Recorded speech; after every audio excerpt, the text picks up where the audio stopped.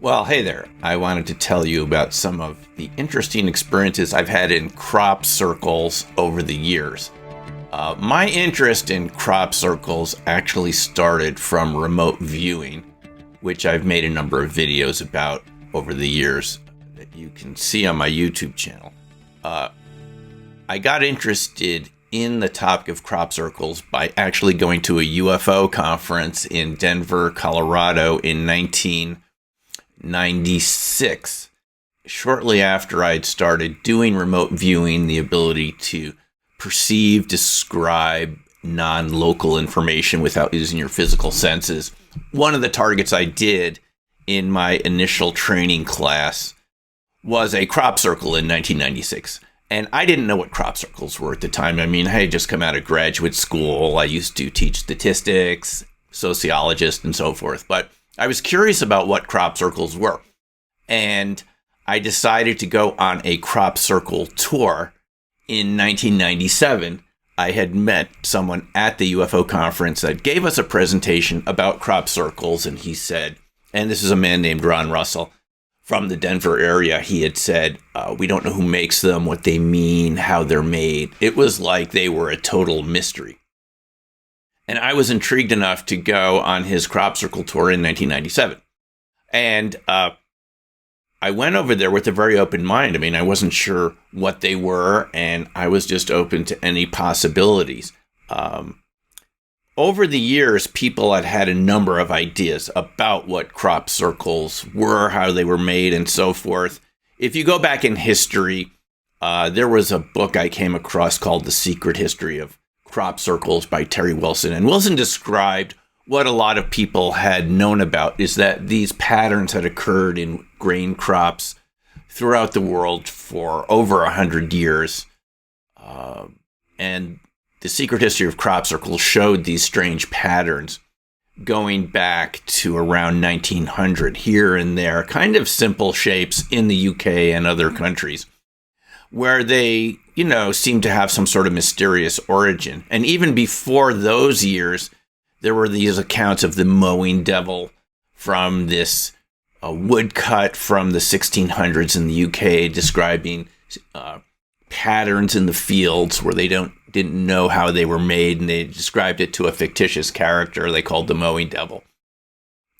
And we aren't sure what happened back then. I mean, it's hundreds of years ago. Even the description said it could have been a result of someone retaliating against the farmer who was angry about their pay or something like that.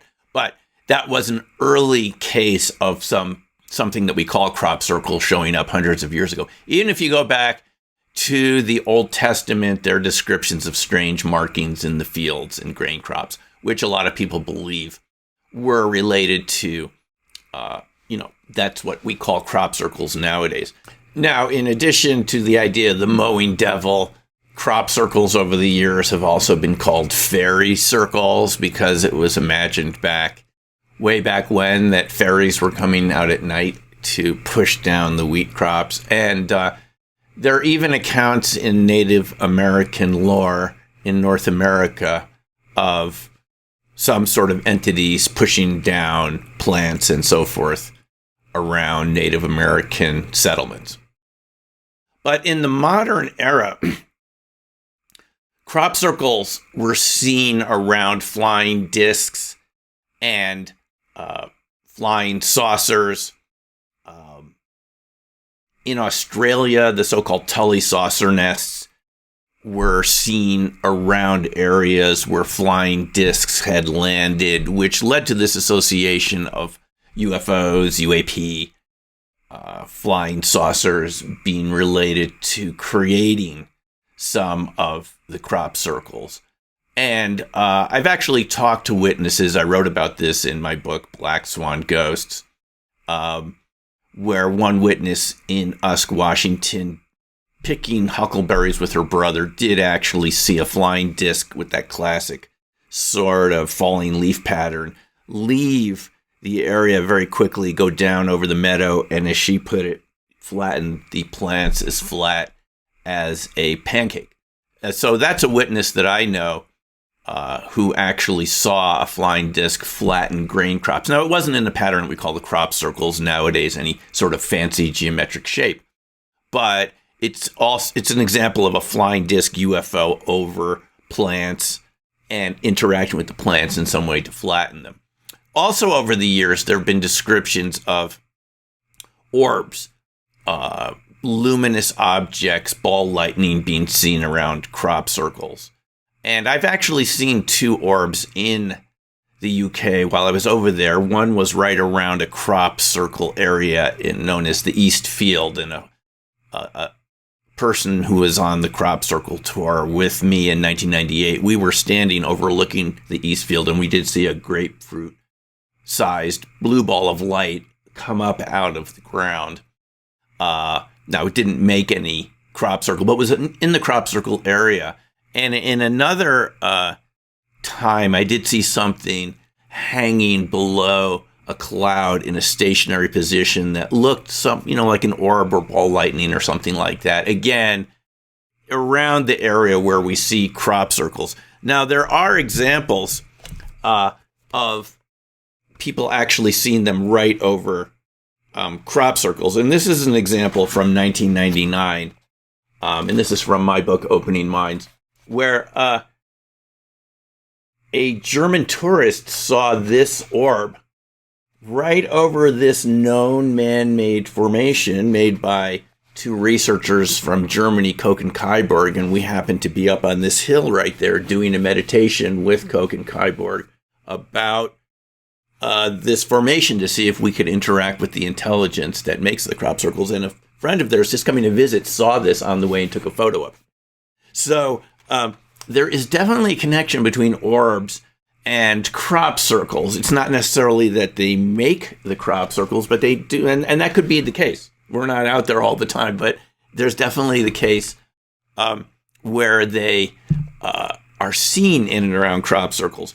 But my experience with the crop circles started in 1997 when I went over there. I immediately heard stories of cameras and batteries failing around the crop circles. And I was able to witness this myself. When I was with Ron Russell, he took something like this type of camcorder into the field. It was running. I mean, it was not filming, but it was on. He put it down in the crop. In this formation, the Danebury Triad outside of Andover. And when we went to pick it up, it was extremely hot, much hotter than it should have been from being in the sun. And it never worked again that summer. Ron sent it back to Sony, and they said that the solder joints had melted by the power supply, which is extremely strange to happen in a normally running camcorder. But this is the type of effects that people see in and around crop circles. I started experiencing that sort of thing in these formations in 1998. When I photographed these formations in 1998 around the Eastfield area and at Lockeridge, UK, right nearby, I noticed that my Olympus digital camera, we were still using little SD cards back then. It wouldn't focus properly. All the photos of those particular crop circles did not focus properly, and yet all the other pictures on the camera were fine. It's the sort of thing, that we've seen in and around crop circles a lot. And that was my first experience in 98, seeing it with my own equipment. Then in 1999, walking into this formation, I saw 3 devices, the Devil's Den formation. I was using my static meter.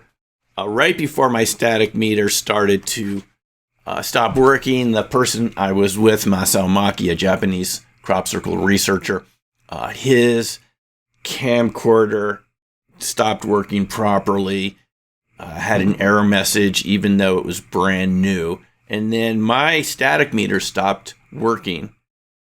And then shortly after that, someone who came in with a GPS device who told us that it was brand new batteries. The batteries completely drained in a few seconds. And this is the type of thing that we've seen over and over again, is that you get these camera and battery effects, like the crop circle shape itself, even man-made ones that we've made ourselves over the years have had malfunctions when we're in and around the crop circles, which is extremely strange. And some of these effects look like this.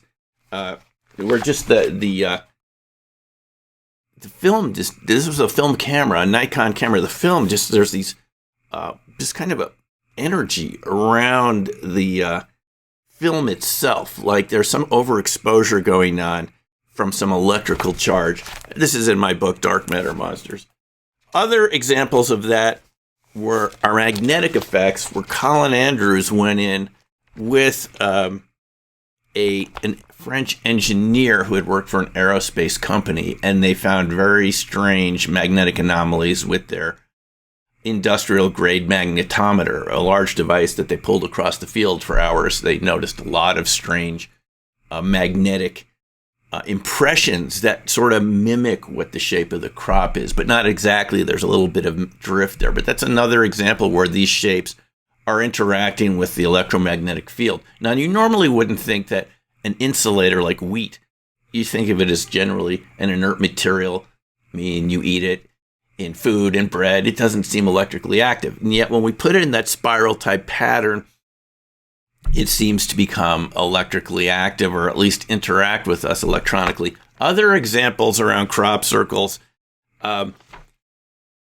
One story that Ron Russell, who I mentioned earlier, mentioned to me was in this formation at Avebury, Truslow, he had a time slip experience, which other people have reported over the years, which is that he's in the formation. He, with a group of people, goes out to his car to get more film. He encounters people speaking a very ancient dialect of English. They're kind of short and they're dressed in a strange garb.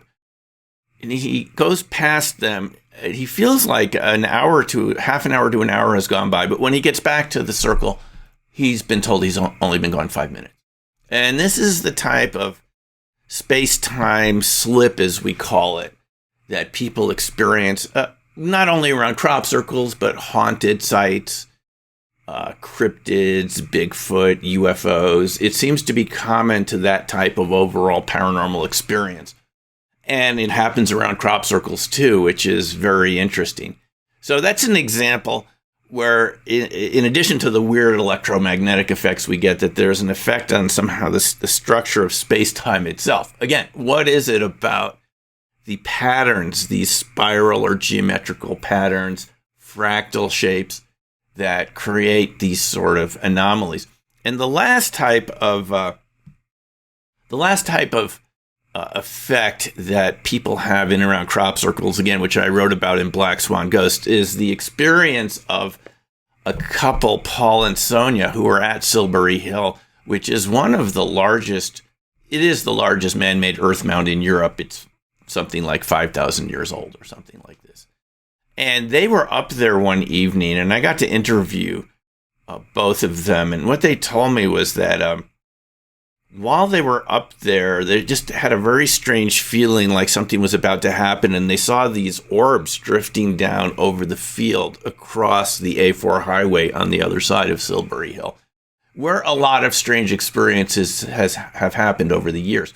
But within these orbs, they thought they saw a little being sitting there coming down the field towards them, and they had this real sense of almost terror of what actually was happening. It was like the whole area got suddenly very dark.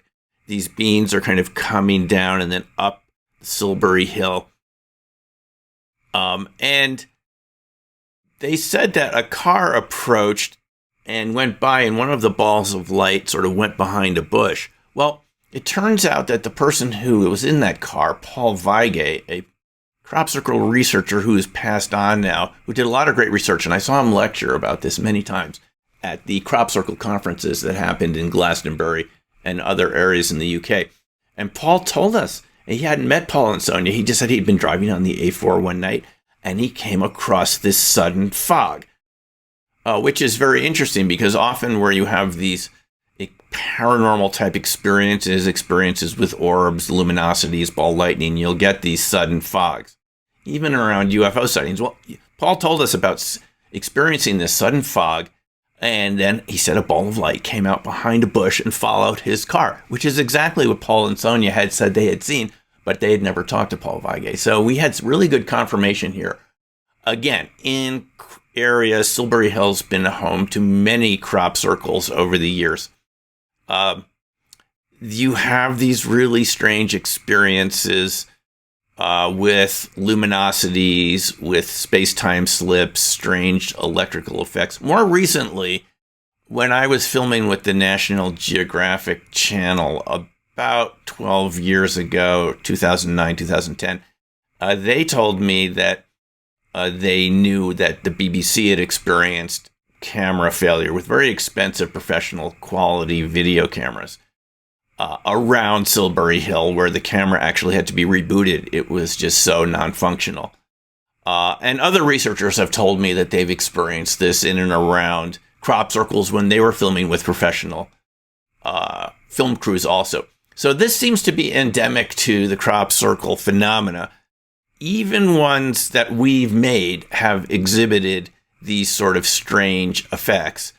And the ones that we don't know the origin have those strange effects going on too. So it really seems as if it's the shape of the crop circle organizing some sort of energy field to magnify that energy, to amp it up, to create interactions with our electronics that you normally wouldn't have in an ordinary typical space.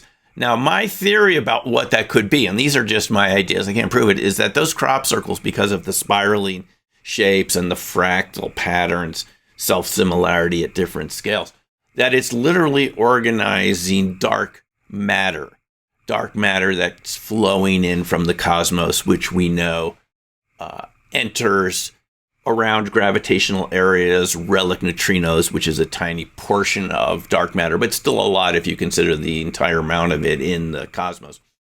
And that those spiral shapes are interacting with particles like dark matter, relic neutrinos. And those particles in themselves, when they get organized and condensed by a spiral type shape, could amplify their interactions with us, create orbs, ball lightning, and so forth. It's known from research that dark matter can act as a catalyst to what's called cold fusion, low energy nuclear reactions. So that's just my personal idea about what might be going on in the crop circles. That doesn't mean that's all that's going on. But the real take-home message for me was that the man-made ones, which I wrote about in Opening Minds, going out with some groups to see them being made, something I didn't believe was possible before about the year 2000 until these groups demonstrated it to me because they had seen me at conferences. They knew I was interested in the topic. That the man-made ones generate the same effects as the other ones that where we don't know the origin or they're seen around UFOs. So it's something about the shape, the pattern, which has some very interesting effects that you just wouldn't expect happening in such an inert material. So that's my experience with crop circles, and I find them fascinating. And of course, we have to wonder whether those same sort of weird effects would happen in any sort of shape that's shaped like a crop circle. So that remains to be seen for future research. But anyway, those are my experiences, and I hope you've enjoyed that, and we'll see you again soon.